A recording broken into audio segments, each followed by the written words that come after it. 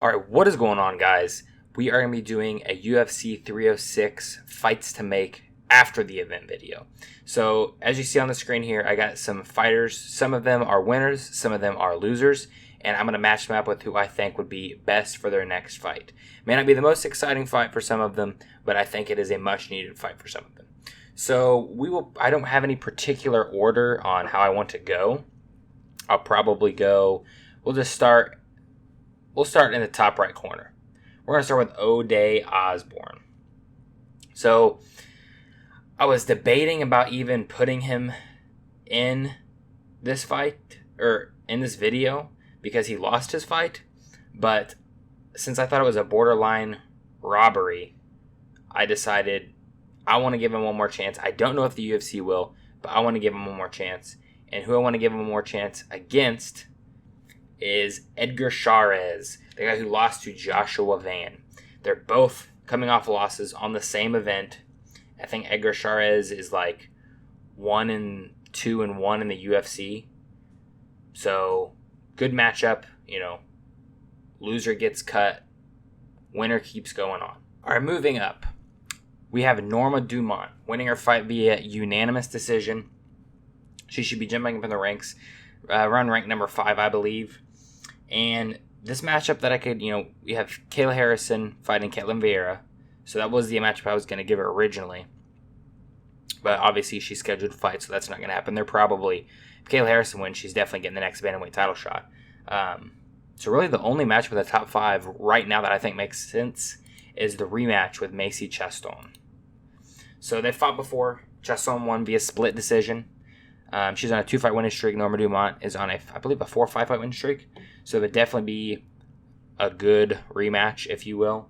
To help get some clarity at the top 5 of that bantamweight division. Moving on, we have Ignacio Bahamondes.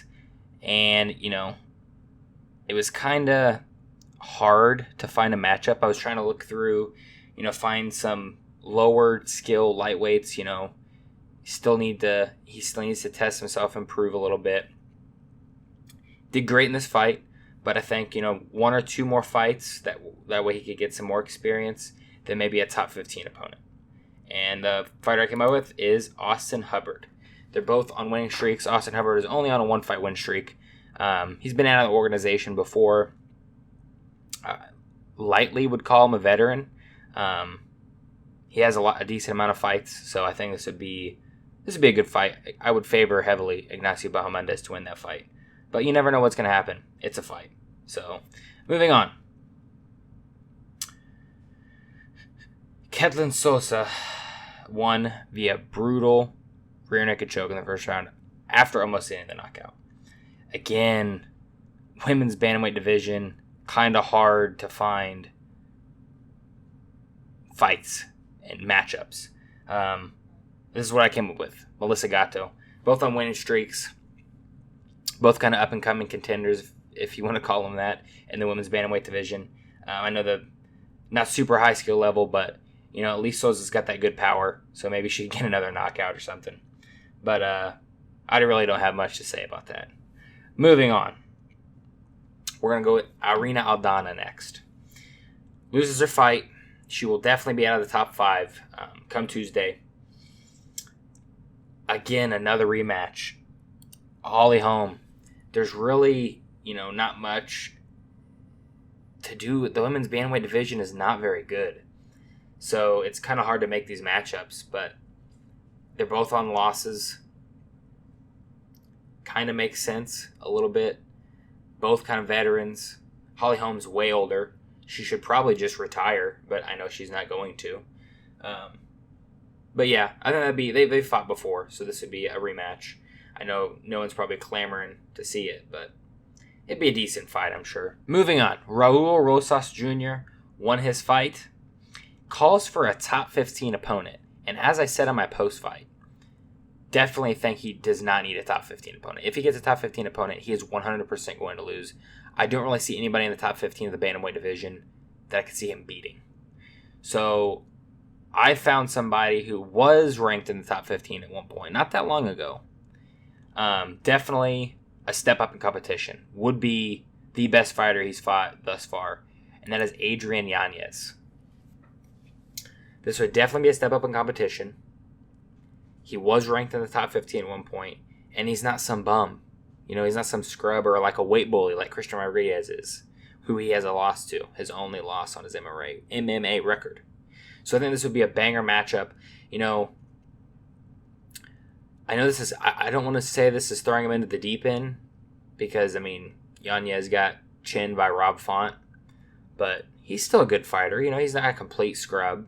So this would definitely be good step up in competition for him to then, if he beats Adrian Yanez, then maybe, whoever's ranked at the very bottom of the top 15, you could give him that fight next. Moving on, Joshua Van won his fight.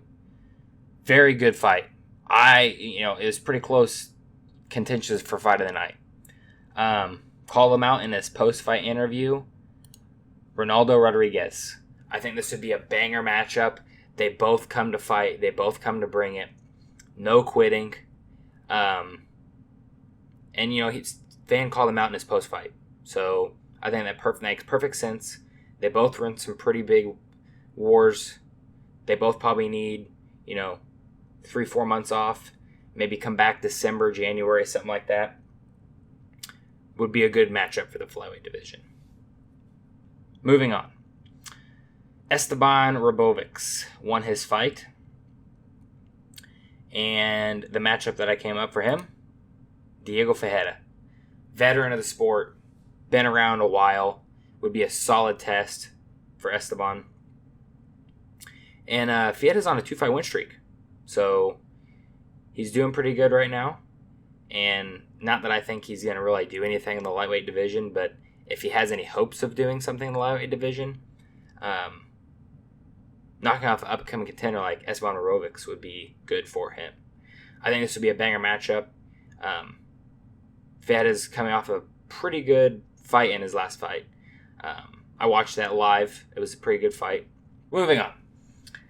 Brian Ortega lost his fight to Diego Lopez. Almost got chinned 2 times. And I kind of honestly feel bad for making this matchup. But it's like one of the only people in the top 10. Well, to be fair, Brian Ortega is not super inactive. But I think this would be a pretty good fight. I'm going with Josh Emmett. I think currently Josh Emmett's ranked like number 6 or 7, something like that. I'm sure he'll be ranked a little lower, and as well as Ortega. But they've never fought before.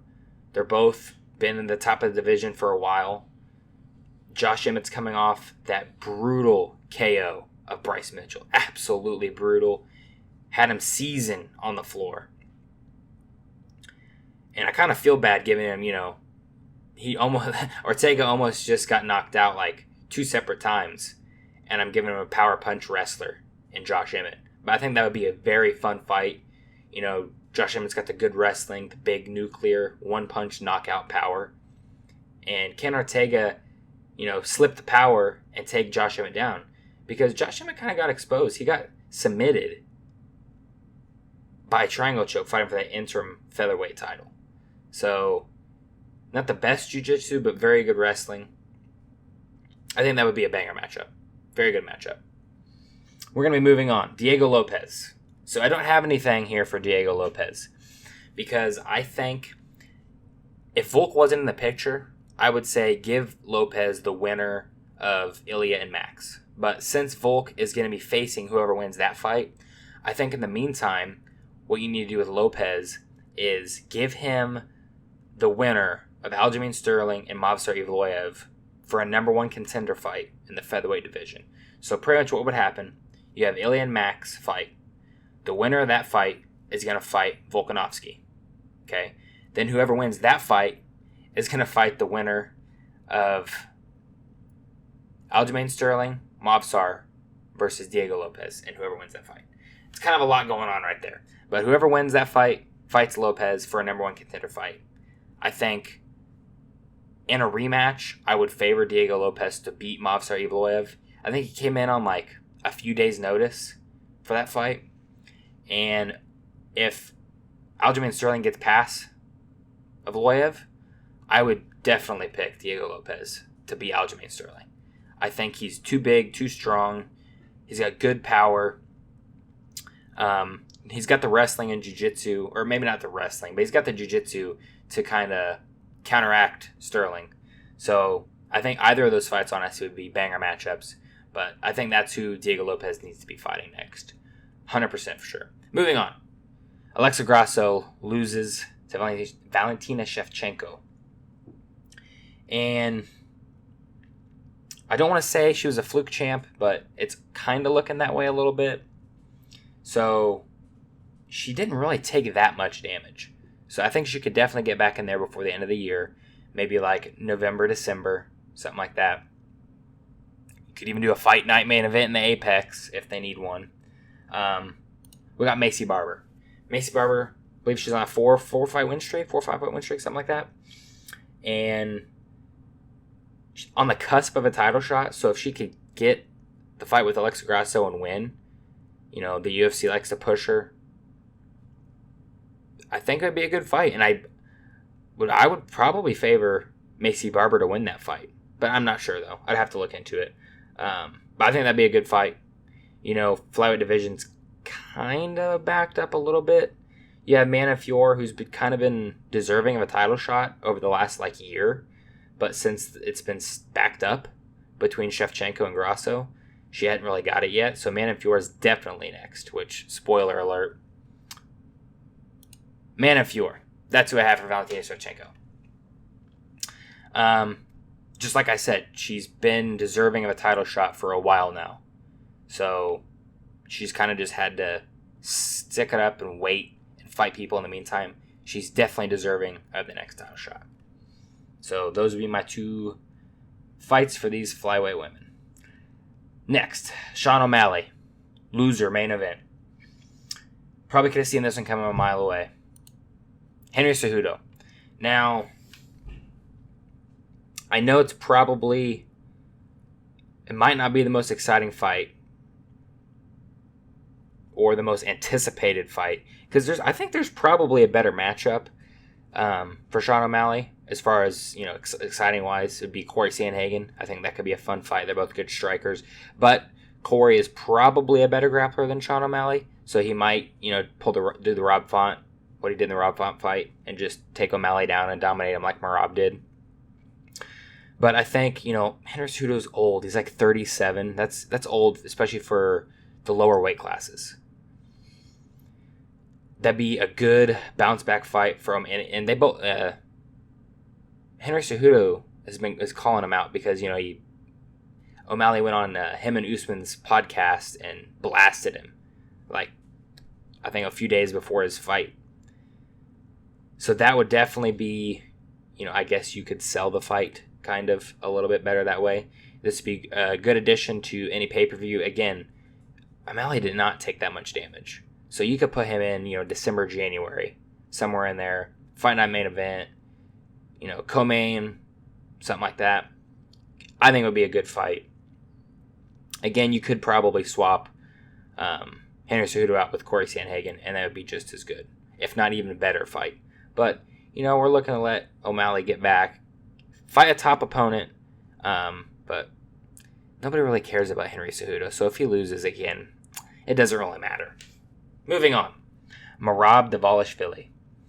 I kind of flipped back and forth with who I think he should fight next for the bantamweight title. Deiveson Figueiredo. And I'm about to explain why.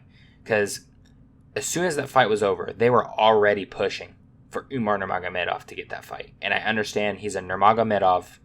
Khabib was very popular. Umar is on the cusp of becoming popular, just like O'Malley was on the cusp of becoming popular. This is my problem with it. Yes, he beat the number 2 guy in Corey Sandhagen. So yes, you can make an argument that he deserves a title shot next. The reason I picked Deiveson Figueiredo, 1, he's a former champion in the flyweight division. Okay? 2, he's beaten 3 top fighters in his last fight. Now, to be fair, one of them was Cody Garbrandt, but Cody Garbrandt is a former champion. So, Corey Sandhagen has fought for the interim before, but he's never fought for undisputed gold. So, Figgy, he's got former flyweight champion. He beat top 15 opponents. Well, ish. He's beaten 2 top 15 opponents in the bantamweight division and 1 former bantamweight champion in Cody Garbrandt. So he has 3 quality wins in his last 3 fights. All been good fights. He's shown all the skills as far as what it takes to be a complete mixed martial artist. Grappling, striking, kicking, mixing it all in well, doing what he needs to do to win. I think that'd be a banger fight. He could go 5 rounds. He's done it multiple times. So, and he's getting up there in age. He's 36 years old. So I think it's now or never for him. I think I would rather, Umar's younger. Give him one more fight. That's all he needs. In my opinion, Umar gets one more win, give him a title shot. Anybody in the top 15, Umar beats him, gets a title shot. He hasn't beaten anybody besides, of course, Sandhagen. He's beaten some decent people, but, nothing crazy. He needs, in my opinion, you need at least 2 to 3 top 15 wins to get a title shot. That's why, you could almost make the case for Diego Lopez to get a title shot, but you got Volk waiting in the wings, so that kind of messes it up. If Volk didn't exist, I would say Diego Lopez 100% deserves a title shot. He's got 3 wins at the top 15 of the featherweight division. So yeah, these are my fight picks. Let me know what you guys think of these fight picks down below. If you have any suggestions on fights you'd rather see than the ones I have up on the screen here, also let me know about those in the comment section down below, and I'll see you guys in the next video.